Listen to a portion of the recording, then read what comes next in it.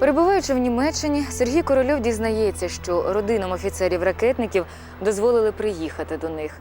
Корольов, який на той час уже був підполковником, одразу ж надсилає листа дружині із запрошенням до нього за кордон. Сергій Павлович дуже зрадів, що дружина приїхала з дитиною. Увесь свій вільний час він присвячував дочці. Нарешті Сергій та Ксенія, розлучені долею на довгих 8 років, знову починають жити разом.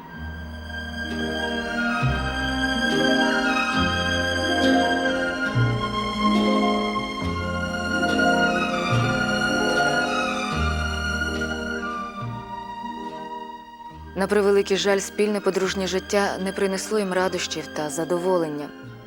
Немов стомлена спекою людина, що пірнула про холодну річку, він поринув у світ своїх ракет. Тепер він не знав ані вихідних, ані обідніх перерв.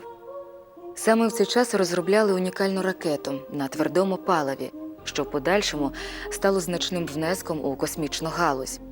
Сергій втомлювався, але день у день продовжував працювати. Дружина Ксенія бачила його вкрай рідко. Обтяжлива недомовленість і невизначеність, яка розділяла Корольова з дружиною у той період, коли він був у в'язниці, не зникла і тепер. Там, у Москві, Ксенія була хорошим лікарем, успішним хірургом, доцентом кафедри. Тут, у Німеччині, вона знемагає від бездіяльності та самотності.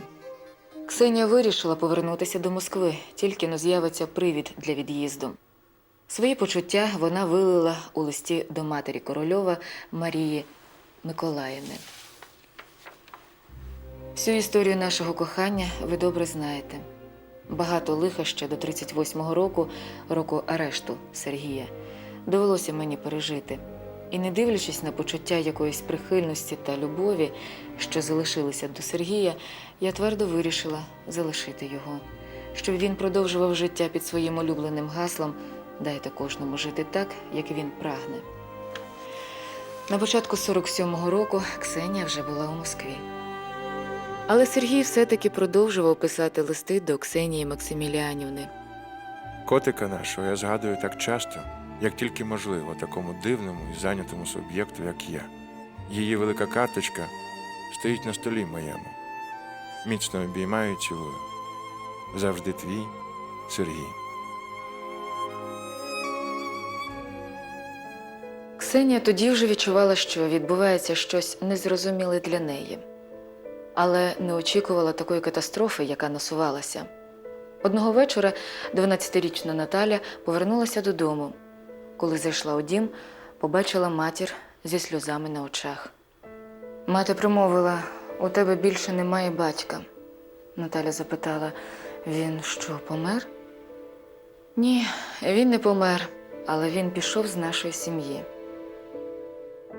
Чому двоє людей, які так любили одне одного, розлучаються? Стосунки між чоловіком і жінкою – складна матерія відносин. І ти зможеш зрозуміти це лише тоді, коли сама вийдеш заміж. Тоді Наталя цього не розуміла. Розлучення батьків стало для неї справжньою трагедією. Наступного ж дня після розлучення Сергій Павлович зустрівся з Наталею. Він хотів познайомити її з Ніною Іванівною, своєю новою супутницею. Дівчина стояла, немов скам'яніла. Вона не змогла розмовляти з батьком. В її голові були одні тільки запитання про те, як він міг проміняти її розумну, вродливу мати на іншу жінку. Через це не вийшло ніякої задушевної розмови. Наталя проплакала всю ніч. Вона зненавиділа батька та Ніну Іванівну.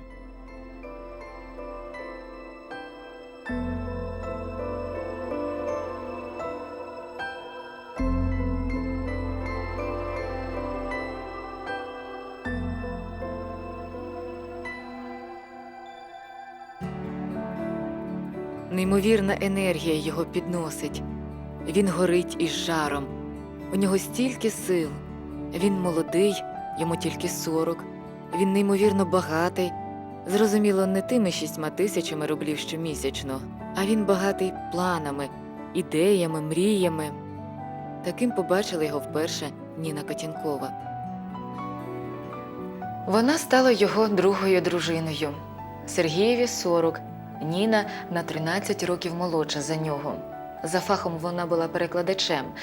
Проте після одруження Ніна Корольова не працювала, а займалася домашнім господарством. Вдома чекала на чоловіка. Його холостяцька оселя стрімко перетворювалася на затишний дім. Тепер тут завжди пахло борщем. Сергій любив його, бо це навіювало спогади про Україну, співучу мову, про пісні з дитинства, які співала його матір.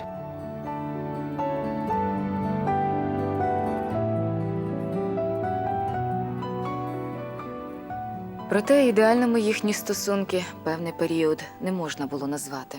Причиною був страх, який нерідко володіває жінками, які хочуть мати дітей і не мають їх. Ніна багато місяців на рік залишалася одна, поки Сергій був у відрядженнях по роботі. Дитина наповнила б її життя, тим більше, що вона знала, що її чоловік хоче мати дітей.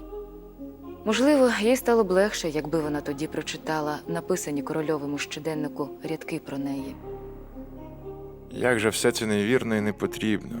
Моя рідна маленька дівчинка, якби ти знала, як сильно і ніжно я тебе люблю, як мучуся від твоїх хвилювань і сумнівів. Ти повинна бути спокійною, впевненою, і все буде добре. Корольов знову у довгих відрядженнях. Не один раз, ніби вибачаючись, Сергій Павлович пише дружині листи про свої турботи і переживання. Пише, що сказати про це йому більше нікому, оскільки найближчий друг вона, обов'язково додаючи слова, адже мені нема з ким про це поговорити, окрім тебе. Але згодом скарги чоловіка про вічні проблеми на роботі та душевні переживання починають віддаляти Ніну Іванівну. І з тією жінкою, яку він так любить, Корольов відчуває себе самотнім.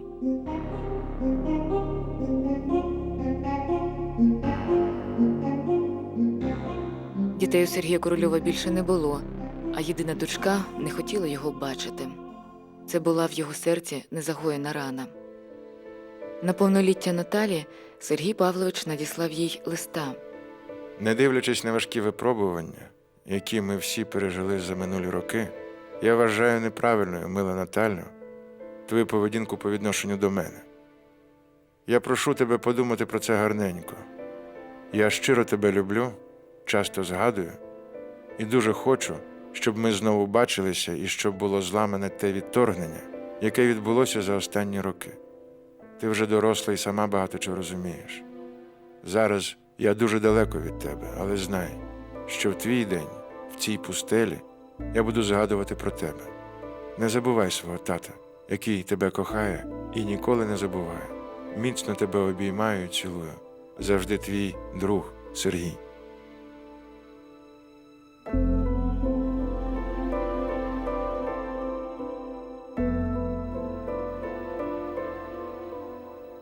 Отримавши цього листа, Наталка довго і болісно думала, як себе поводити. Серце розривалося між любов'ю до двох найдорожчих їй людей. Їй дуже хотілося бачити батька. Проте мати була непохитною, оскільки зустрічі з розлучницею Ніною Іванівною не можна було б уникнути.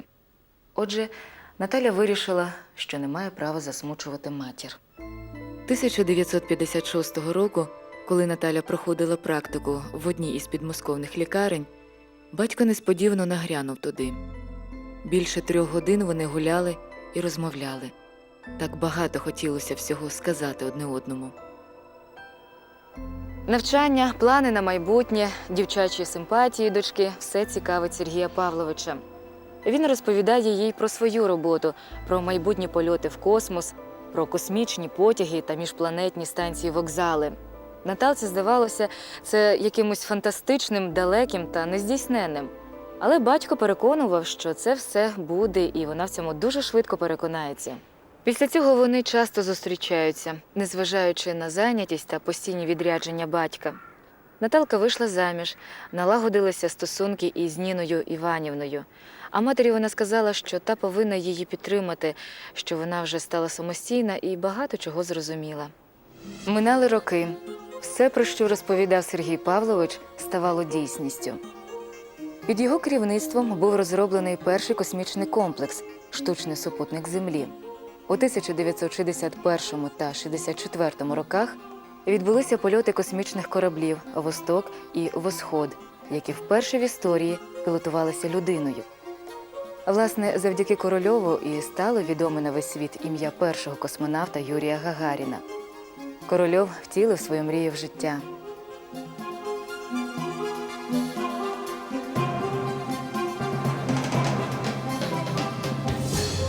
Міцний, широкоплечий, Сергій Павлович справляв враження здоров'яка, яке посилювалося короткою шиєю, низько посадженою головою, тому в деяких ракурсах він був схожий на готового до сутички боксера або борця. Здоров'яком насправді у зрілому віці він не був. В нього було слабке серце, всяка фізична робота його швидко втомлювала. Серце працювало як несправний двигун. Ось доживу до 60 років, і все. Ні дня більше тут не залишуся. Піду квіточки саджати. Ця фраза була сказана Корольовим за місяць до його смерті, абсолютно не з його лексикону. Корольову 59 років. Сергій Павлович мав лягти у лікарню для уточнення діагнозу. Він не збирався затримуватися там надовго. У нього була запланована купа справ та зустрічей. Ніщо не сповіщало про лихо та трагічний кінець. Корольову не судилося повернутися з лікарні. Йому зробили термінову операцію, проте серце не витримало. Сергій Павлович пішов з життя. Згадую останні тижні його життя, весь час наштовхуюся на якісь незрозумілі, хиткі перечуття, які раптом оволодівали ним та виривалися назовні, перемагаючи волю цієї дуже стриманої людини, писала пізніше Ніна Іванівна Корольова. Дочка Наталя не могла собі простити того, що була прірва в стосунках із рідним батьком протягом багатьох років. Розуміла, що час неможливо повернути. Тепер їй назавжди не вистачатиме того спілкування, яке було втрачене.